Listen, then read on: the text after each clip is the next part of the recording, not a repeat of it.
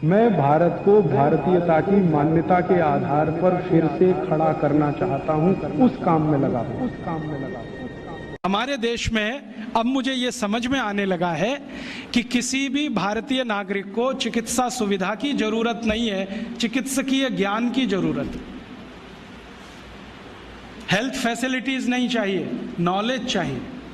Knowledge की बहुत कमी, और इतनी कमी है कि पढ़े लिखे लोग उससे ज्यादा पीड़ित हैं। छोटी छोटी बातें नहीं जानते। पानी को उबाल के पीना, ये इतनी छोटी सी बात है, लेकिन आज के समय की बीमारियों में सबसे इफेक्टिव है, खासकर 3 महीने की ये जो। तो आप उनको बता दो भैया पानी उबाल के पियो, उबाल के पानी पीने से क्या होता है वो समझा दो उनको, 10 मिनट में समझ में आ जाए। फिर उनसे कहो कि खाना खाते हो तो कुछ ये खाओ ये मत खाओ, क्योंकि दिनचर्या ऋतुचर्या जो आयुर्वेद की है ना, वो जरूर सीख लो। दिनचर्या और ऋतुचर्या जरूर सीखो, आयुर्वेद की बहुत आवश्यक है। और आपको मैं एक किताब का नाम बोल के जाता हूं, इसको पढ़ो। भगवत गीता जैसे पढ़ी जाती है, रामचरितमानस जैसे पढ़ी जाती है, उस किताब का नाम है अष्टांग हृदय। इसका एक दूसरा नाम भी है अष्टांग संग्रह, पुराना नाम अष्टांग हृदय। ये किताब का जो स्वस्थ व्रत है ना, वो ऐसे पढ़ो जैसे आप धार्मिक पुस्तक पढ़ते हो, और उसको बार बार पढ़ो तो याद हो जाएगा, कंठस्थ हो जाएगा। उसमें 2000 सूत्र हैं। ये सूत्र लोगों को बताना शुरू कर दो। छोटे छोटे सूत्र हैं, जैसे खाना खाने के बाद पानी मत पियो, स्वस्थ रहना है जिंदगी भर तो खाने के 1 घंटे के बाद पानी पियो। क्यों नहीं पिए वो आप सब जानते हो, सरल भाषा में उनको समझा दो। फिर उनको बोलो पानी पियो तो घूंट भर भर के पियो, सिप करके पियो, ताकि ज्यादा लार शरीर में जाए, वात पित्त कफ तीनों संतुलित रहे। ठंडा पानी कभी मत पियो। मैंने दुनिया में ठंडे पानी पीने वालों को बहुत देखा है। यूरोप और अमेरिका के लोग चिल्ड वाटर पीते हैं, बर्फ का पानी फ्रिज में रख के पीते हैं। परिणाम जानते हैं क्या होता है? सवेरे जब टॉयलेट रूम में जाते हैं तो 1-1 घंटे बाहर ही नहीं आते। उनको पूछो भाई तुम क्या कर रहे थे 1 घंटे वहां? तो कहते हैं न्यूज़पेपर पढ़ रहे थे, मैगजीन पढ़ रहे थे। क्यों पढ़ रहे थे? स्टूल पास नहीं होता। क्यों नहीं होता? कॉन्स्टिपेशन है, जोर लगाना पड़ता है, फिर भी नहीं होता। गाना भी गाते हैं मेरे सपनों की रानी कभी आएगी, फिर भी नहीं आती। और अंतिम दुष्परिणाम पता है क्या होता है? उनको पेट साफ तो होता नहीं, तो सांस में से भयंकर बदबू आती है। किसी अमेरिकन यूरोपियन के नजदीक बैठ जाओ, अगर वो लिस्ट्रीन स्प्रे करके नहीं आया तो 1 मिनट नहीं बैठ सकते। हर समय उनको माउथ फ्रेशनर स्प्रे करना पड़ता है, क्योंकि अंतड़ियां साफ नहीं है, कब्जियत है, मल भरा हुआ है, उसमें कचरा जमा है। फिर उनके पसीने में से भी बदबू आती है। क्यों? कब्जियत बहुत है। और पसीने की बदबू दूर करने के लिए डिओडोरेंट स्प्रे करते रहते हैं। और आप तो सब जानते हो कि अगर कब्जियत है तो बाल भी कड़क रहते हैं, तो उन कड़क बाल को सॉफ्ट करने के लिए क्या क्या सब करते हैं। शैम्पू लगाते हैं, शैम्पू के बाद पता नहीं क्या क्या लगाते हैं। ये सब वो जो करते हैं ना, उनकी मजबूरी है, स्टेटस सिंबल नहीं है। इसको अपने दिमाग से निकाल दो कि ये कोई स्टेटस सिंबल है। तो सरल भाषा में समझाओ, ठंडा पानी पीने से ये होता है, मत पियो, समझ जाएंगे। फिर उनको बोलो सवेरे उठो तो सबसे पहले पानी पियो। फिर उनसे बोलो खाना खाओ तो बैठ के खाओ, कभी भी खाना खाओ तो पूर्व दिशा में मुंह करके खाओ, सो तो पूर्व दिशा में। ये अष्टांग हृदय में इतने अद्भुत छोटे छोटी बातें हैं तो संस्कृत में है, लेकिन अब तो उसका हिंदी भी आने लगा है। तो हिंदी ले लो, हिंदी वर्जन ले लो, इसको पढ़ो, बार बार पढ़ो, और ये जाके गांव में सबको बताओ। फिर उनको कहो देखो ये तो है स्वस्थ रहने के लिए, अब तुम बीमार पड़ो तो बताओ तुम्हारी बीमारी क्या है।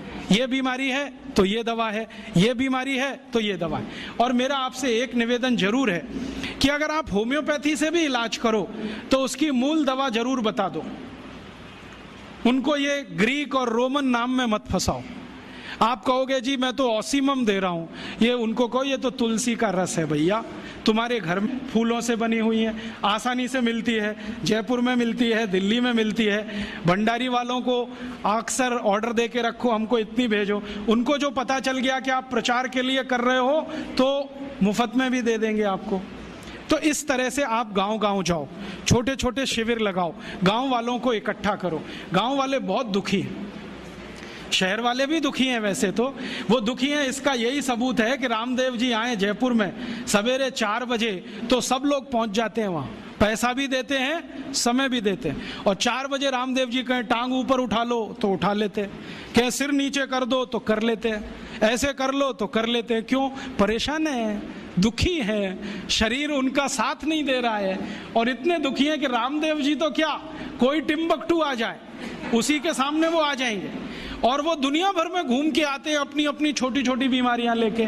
तो इन जो दुखी लोगों का थोड़ा थोड़ा आप मदद कर दो इलाज के रूप में, ये सब आपके भगत हो जाएंगे।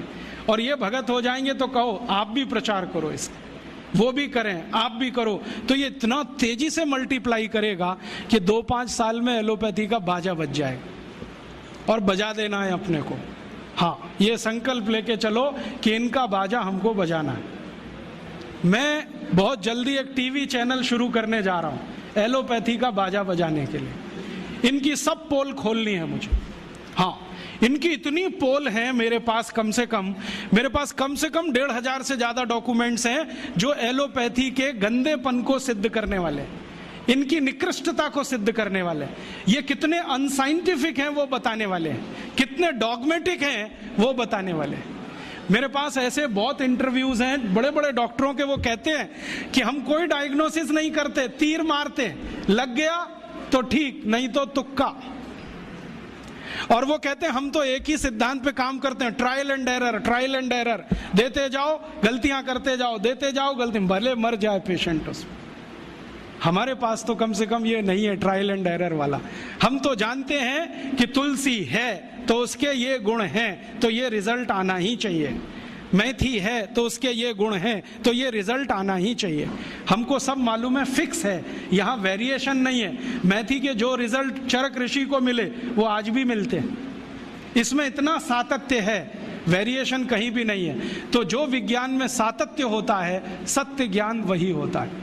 तो हमारे पास जो सत्य ज्ञान है इसको लेकर आगे बढ़ें और इसके अपने जीवन में भी और दूसरों के जीवन में प्रयोग करने के लिए प्रेरित करें।